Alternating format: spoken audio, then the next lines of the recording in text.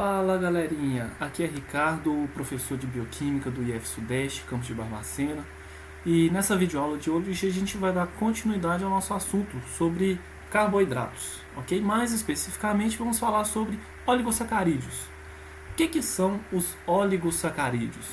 Eles consistem em cadeias curtas de unidades de monossacarídeos, unidas por ligações características chamadas de ligações glicosídicas. Então hoje a gente vai tentar entender um pouquinho como que essa ligação glicosídica é formada, ok? É importante a gente lembrar, galerinha, que na bioquímica as unidades formadoras de um polímero elas são comumente chamadas de resíduos. Então, quando vocês ouvirem falar aí durante as nossas videoaulas, eu me referindo a resíduo de alguma coisa, eu estou falando de uma determinada unidade que vai formar um determinado polímero, certo? Então, não exclusivamente para carboidratos, mas lá nas proteínas, elas são formadas por resíduos de aminoácidos. Os polissacarídeos e os oligosacarídeos são formados por resíduos de açúcares, ok? Só abrindo aí uma chavinha aí para nossos estudos, ok? Vamos lá, pessoal. Então, vamos tentar entender o que é um oligosacarídeo. A gente vai falar mais especificamente aqui agora no início sobre os disacarídeos, que são simplesmente os mais abundantes oligosacarídeos presentes na natureza, ok? Eles são formados por duas unidades de monossacarídeos. Todos os monossacarídeos e disacarídeos comuns, eles apresentam nomes terminados com sufixo -ose, ok? Então, se eu falo de glicose, eu estou falando de um monossacarídeo que está terminando com sufixo -ose. Já disacarídeos como maltose, lactose, terminam aí com o sufixo -ose, ok? Então vamos lá. A ligação glicosídica que forma então o disacarídeo, ele tem uma característica aqui muito interessante. É bom a gente prestar atenção aqui para a gente tentar entender como é que ela é formada, ok?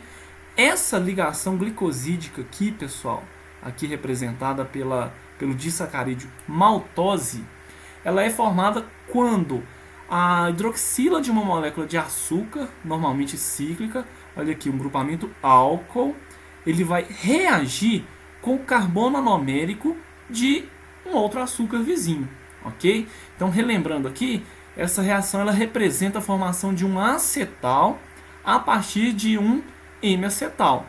E um álcool, que é a hidroxila presente aqui nesse açúcar aqui, ok? Na reação de formação de um acetal, a gente tem aqui a liberação de uma molécula de água, certo? E, consequentemente, a formação da ligação glicosídica.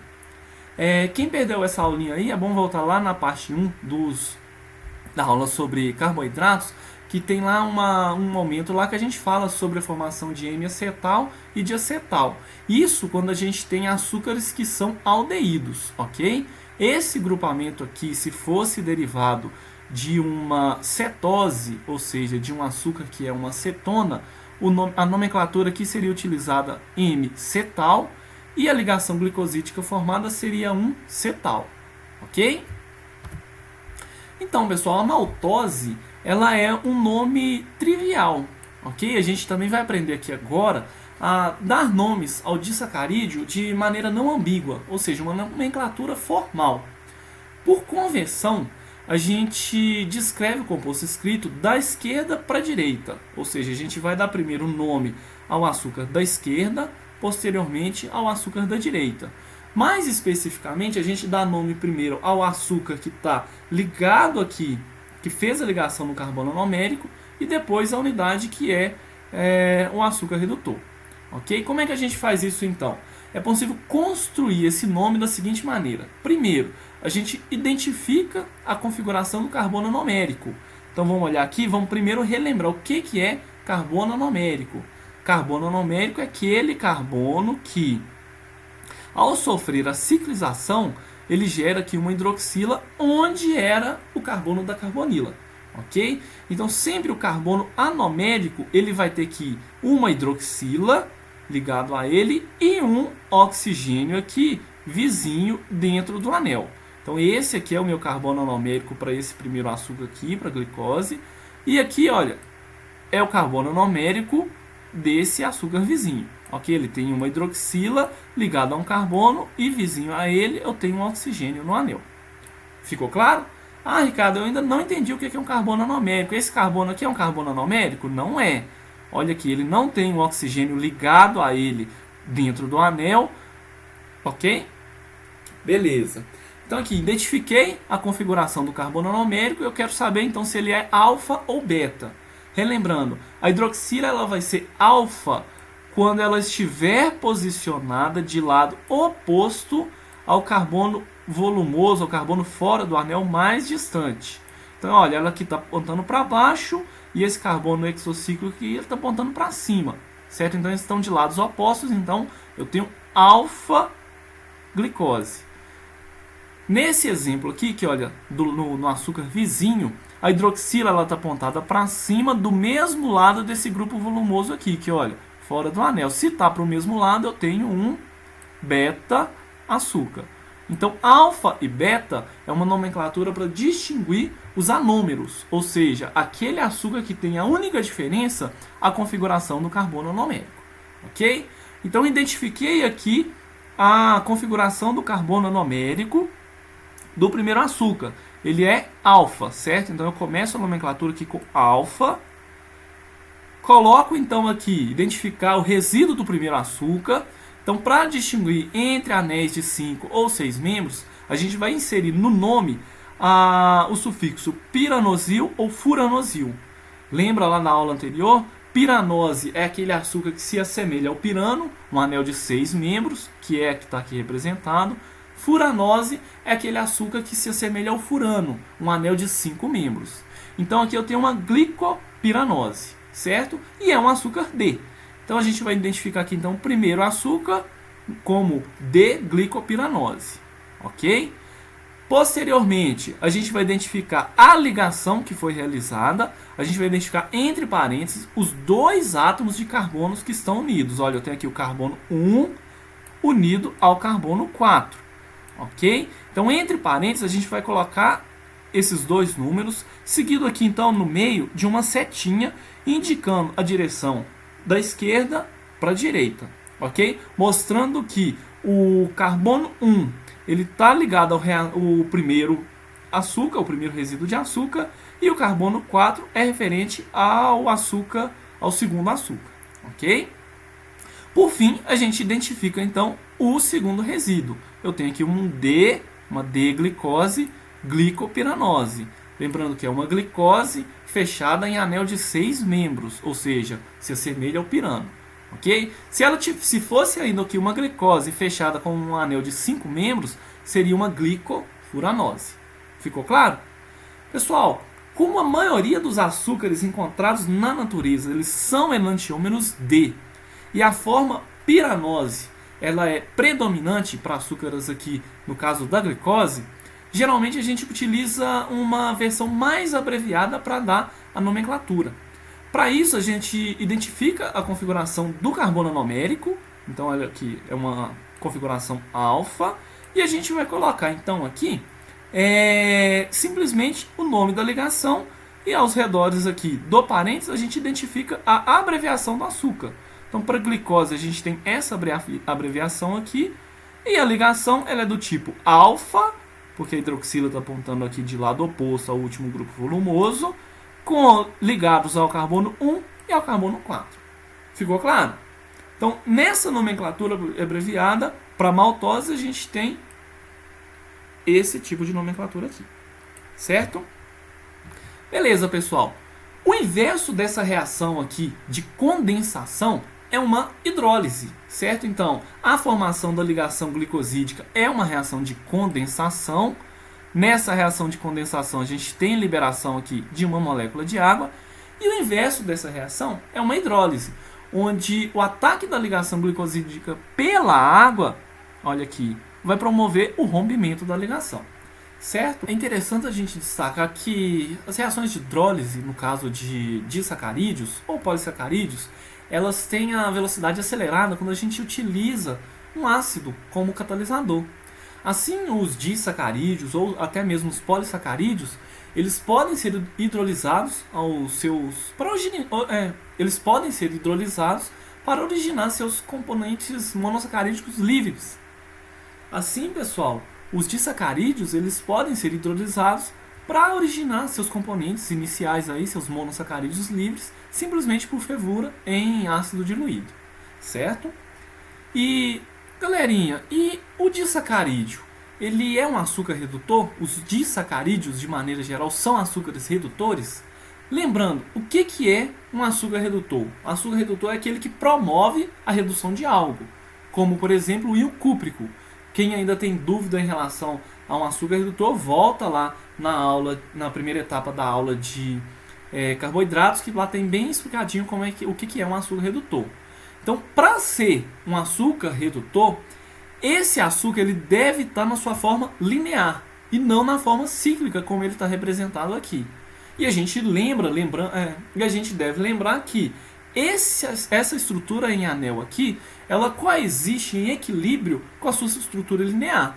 E para que esse anel aqui possa se tornar linear, para que ele se abra, essa hidroxila aqui, ela tem que estar livre, certo? Então a hidroxila do carbono anomérico, ela deve estar totalmente livre para que essa parte do anel aqui ela possa sofrer abertura, certo? Então, um açúcar redutor é aquele açúcar que tem a hidroxila do carbono anomérico livre, certo? Pessoal, então, no caso dos disacarídeos, pessoal, então aqui como exemplo a maltose. A maltose ela é um açúcar redutor. Se eu for olhar aqui o primeiro resíduo, a hidroxila do carbono anomérico, ela está ligada, ela faz parte da ligação glicosídica, certo? Mas o segundo resíduo de açúcar, ele apresenta a hidroxila do carbono anomérico livre. Então, pelo fato do segundo resíduo apresentar uma hidroxila do carbono anomérico livre, então torna a maltose um açúcar redutor, ok? Beleza, vamos falar aqui agora então de alguns disacarídeos conhecidos aí do nosso cotidiano. O primeiro deles, vamos falar aqui da lactose, formado pela galactose e pela glicose, certo? Esse açúcar ele ocorre naturalmente no leite. É um açúcar redutor, a lactose?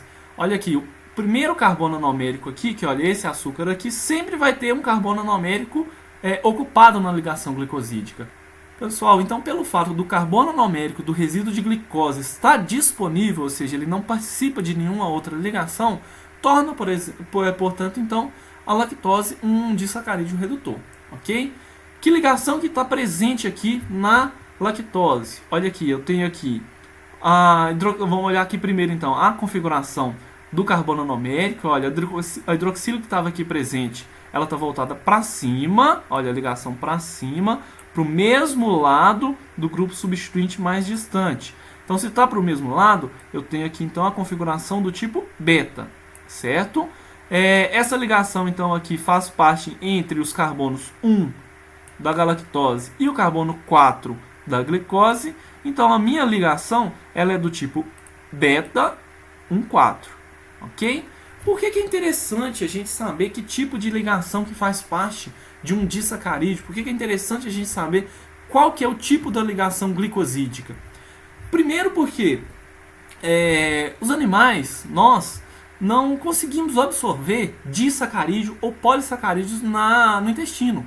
A gente precisa degradar essa ligação para que a gente possa absorver os monossacarídeos, certo? No caso da lactose, especificamente, a gente tem uma enzima intestinal, a lactase, que faz essa degradação. E aí a gente consegue absorver tanto a galactose como a glicose. A lactose a gente não absorve, ok? E aqui cabe interessante a gente destacar que a ausência dessa lactase intestinal dá àquele indivíduo um quadro característico de intolerância à lactose, certo? Então, causando ali câimbras intestinais, diarreias, vômitos, ok? Então, são características de um quadro de intolerância à lactose, que é muito comum, por exemplo, em pessoas que são descendentes de africanos e orientais, ok? Outro disacarídeo típico conhecido é a sacarose, derivado aí da cana-de-açúcar. Ele é constituído por glicose e frutose. Esse disacarídeo, pessoal, ele é formado exclusivamente por plantas, certo? Como o principal produto intermediário da fotossíntese. Ele não é formado em animais, ok? Pessoal, Ao contrário da maltose e da lactose, a sacarose ela não contém um átomo de carbono anomérico livre. Ou seja, o carbono anomérico aqui, que olha, deixa eu marcar aqui meu marcador, o carbono anomérico dos dois resíduos de açúcares participam da ligação glicosídica, tornando então esse disacarídeo aqui um açúcar não redutor, certo? Ou seja, os dois carbonos anoméricos participam da ligação.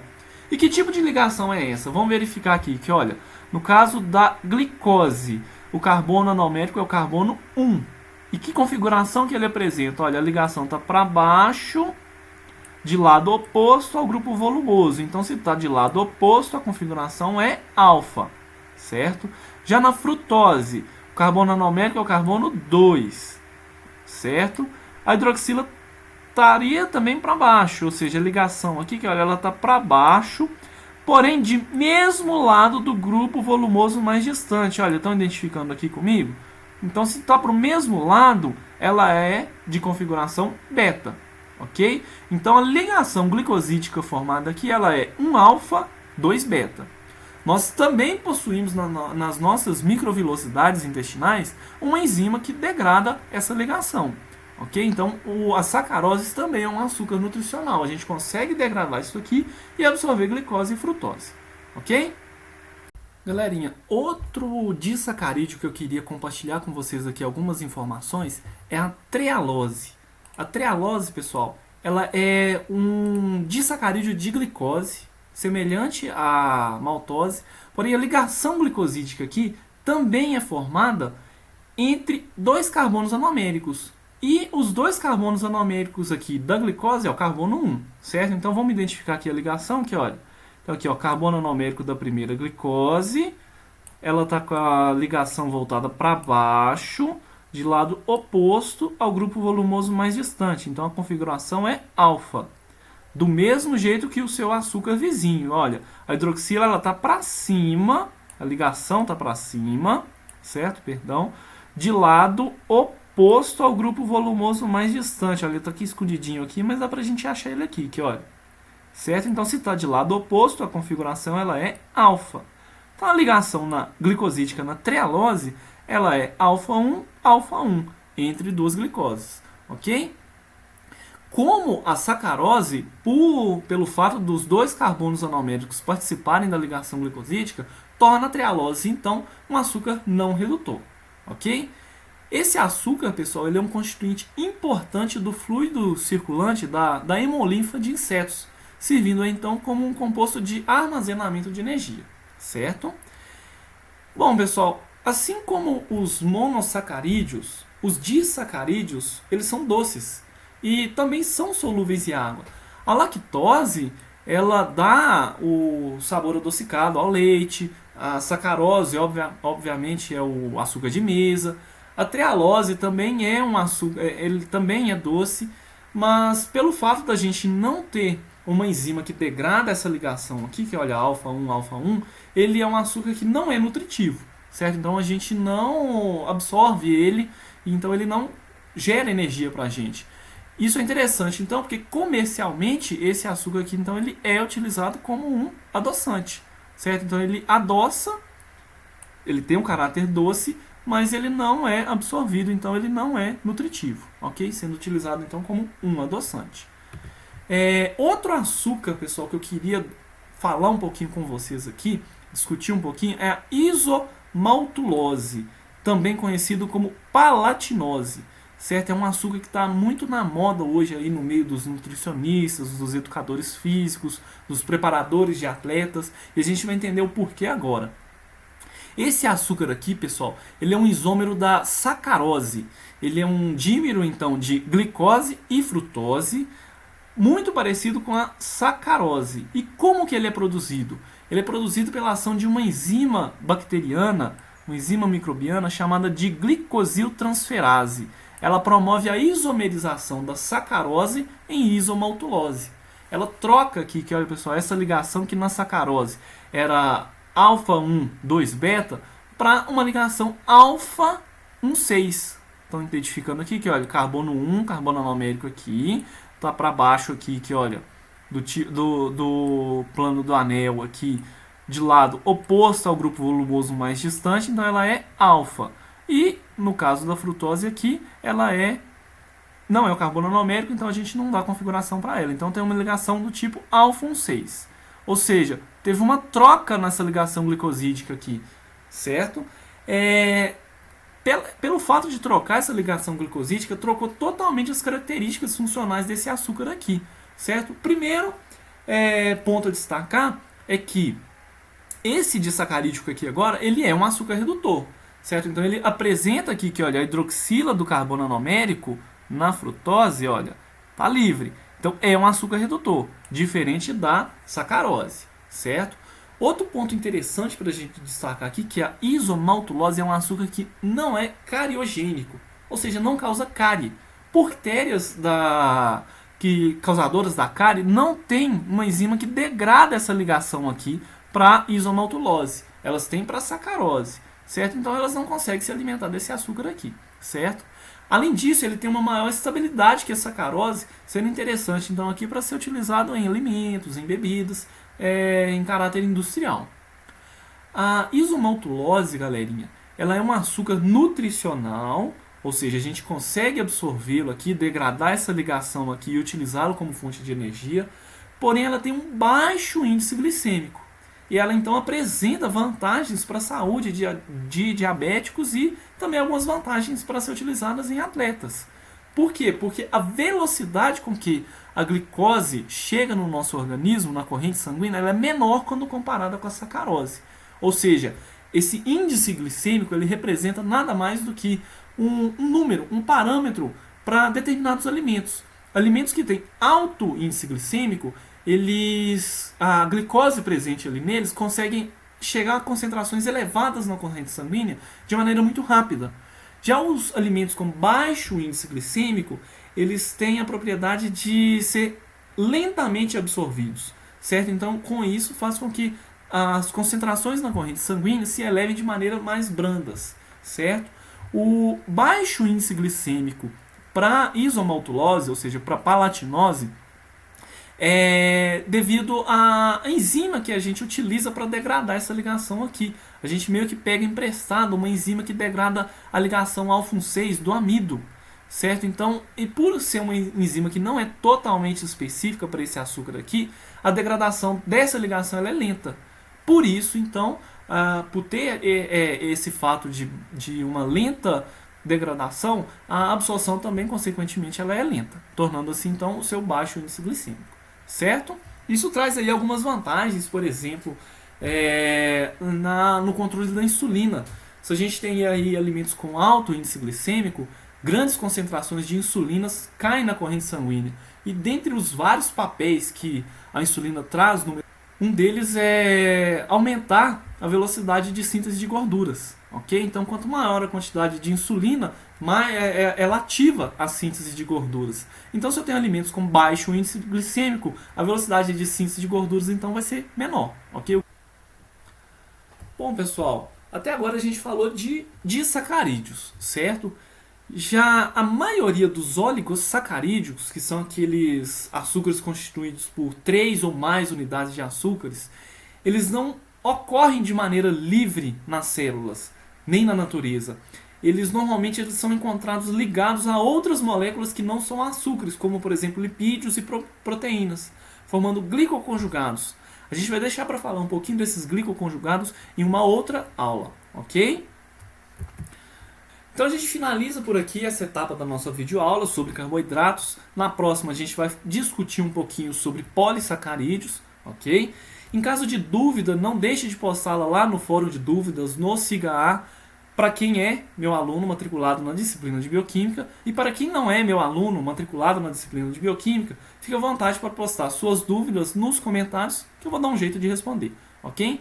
Quem conseguiu aprender um pouquinho mais sobre Bioquímica, de carboidratos, deixa aí seu like e não se esqueçam de se inscrever no nosso canal, ok? Grande abraço e até a nossa próxima videoaula.